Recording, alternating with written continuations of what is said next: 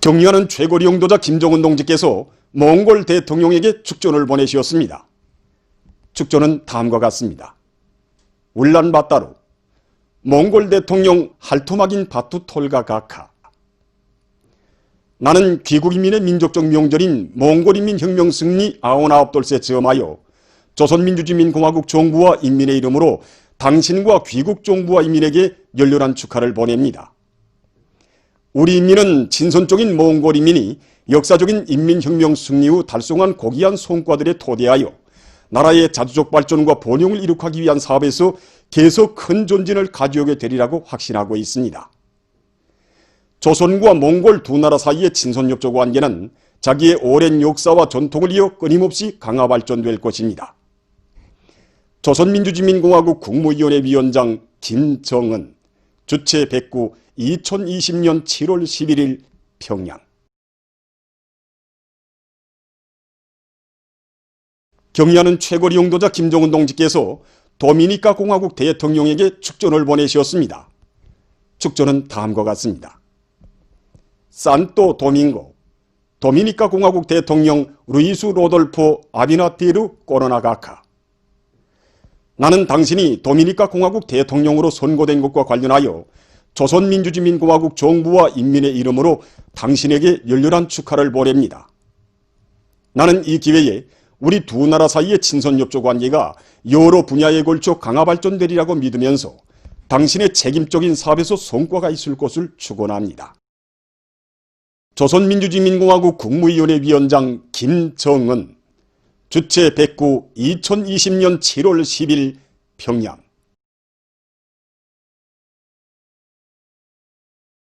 조국의 부강 번영과 인민의 행복을 위하여 노고와 심려를 바쳐가고 계시는 경의하는 최고리 용도자 동지의 불멸의 영도 업적은 조국의 북변 함경북도에도 뜨겁게 깃들어 있습니다.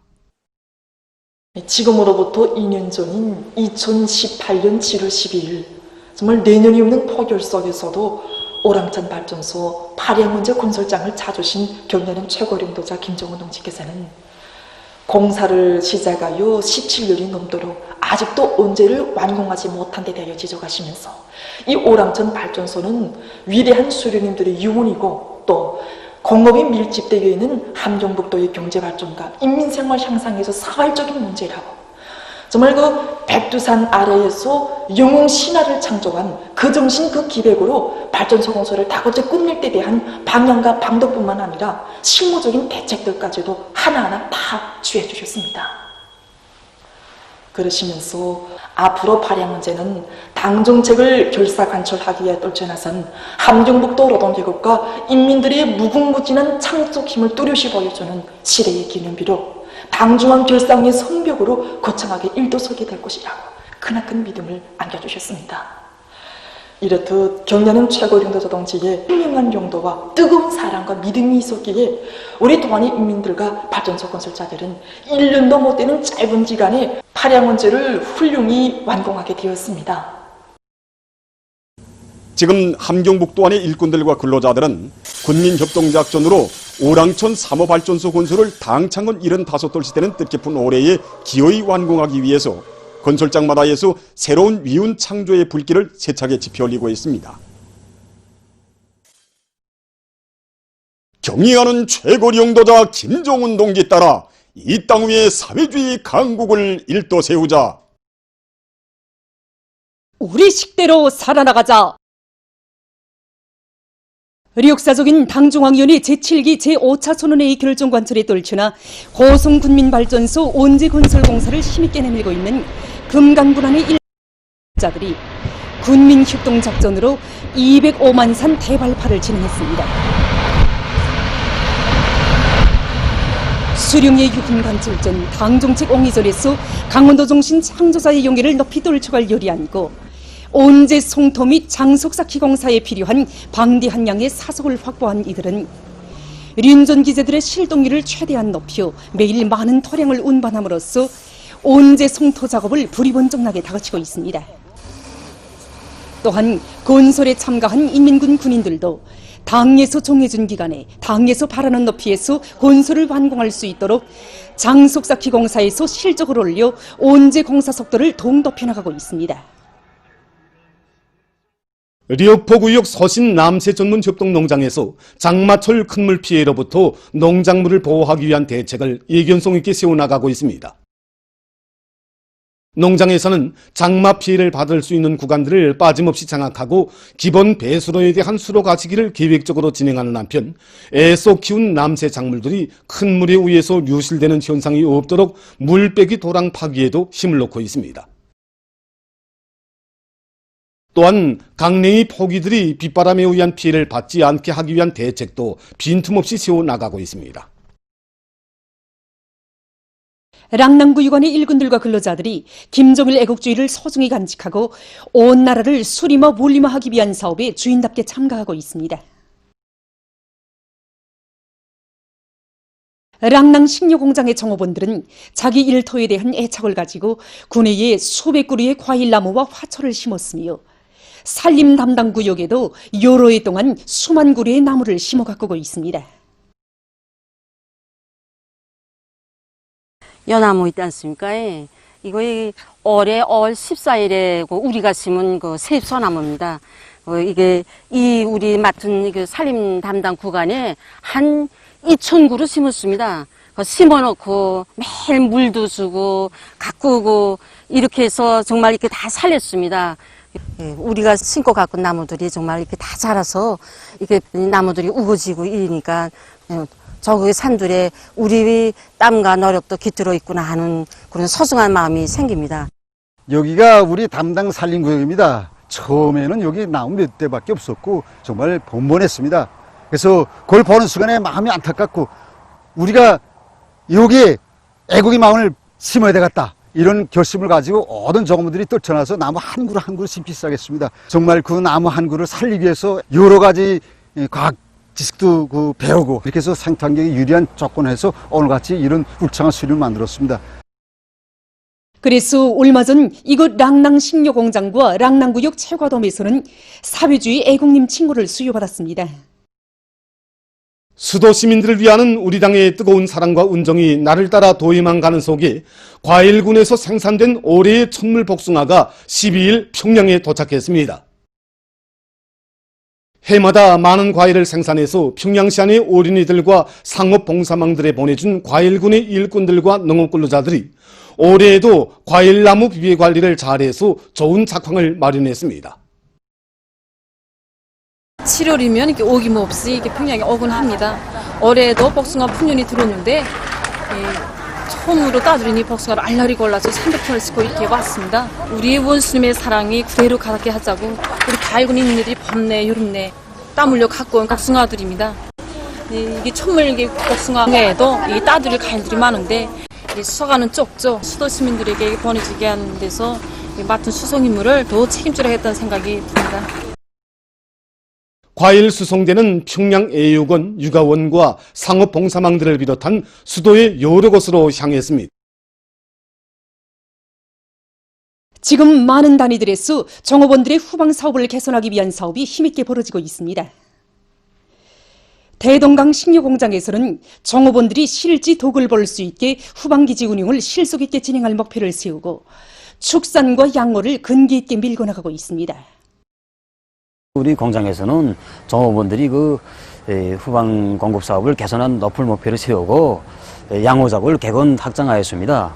우리가 정호를 할 줄 모르다 하니까 다른 단위에 가서 메기 정사를 사왔습니다. 그렇게 해야 하니까 우리가 정말 실리가 맞지 않았습니다. 그래서 이 자체로 이 문제를 해결하지 못하겠는가 이렇게 하고 우리 공급원들이 지혜를 합쳐서 과학기술 학습도 하고 앞선 단위들이 찾아가서 경험도 배워오면서 여러 가지 사양 관련해서 나서는 문제들을 자체로 해결했습니다. 그래서 지금은 수만 마리의 메기를 생산해가지고 정업원들이 후방 공급 사업에 적극 이바지하고 있습니다.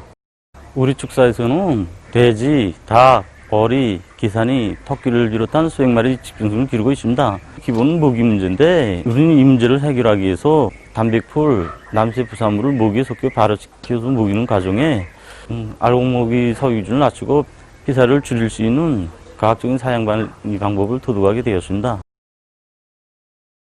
축산에서 좋은 경험을 가지고 있는 대동강 축전지 공장에서는 거리용 순환 생산 체계를 적극 받아들여 정업원들의 생활 향상에 이바지하고 있습니다. 우리 공장에서 축산해서 기본은 거령 순환 생산 체계를 적극적으로 도입한 겁니다. 거령 순환 생산 체계에서 첫 번째는 우리가 단백 건충을 생산하는 겁니다. 경험에 의하면 알라에 달기 한 데는 이제 완전 사료를 주고 먹고 나온 배설물로 50%는 균 처리해가지고 단백 건충 모기를 쓰고 또 50%는 또 균 처리해가지고 돼지 사료를 직접 들어갑니다.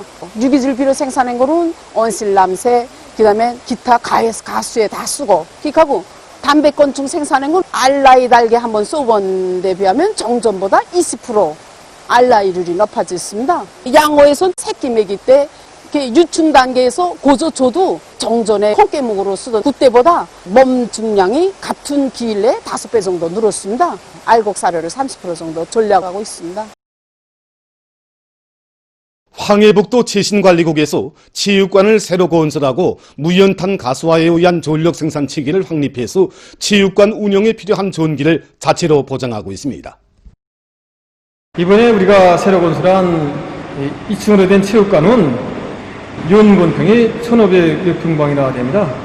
그래서 1층에는 목욕탕과 물놀이장으로 되어 있고 2층에는 그 배구와 롱구, 탁구와 바드민턴 등 여러 가지 체육 경기를 진행할 수 있는 체육실과 200여 명의 수영 능력을 가진 관람석으로 되어 있습니다.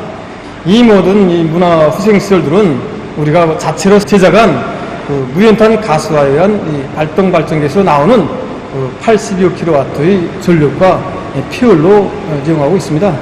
그래서 생산된 전기로는 사계절 실내 온도와 그다음에 조명을 보장하고 있고 이에 샤와 독수, 초음파 의자를 가동하고는 양수기들이 동력으로 이용되고 있습니다.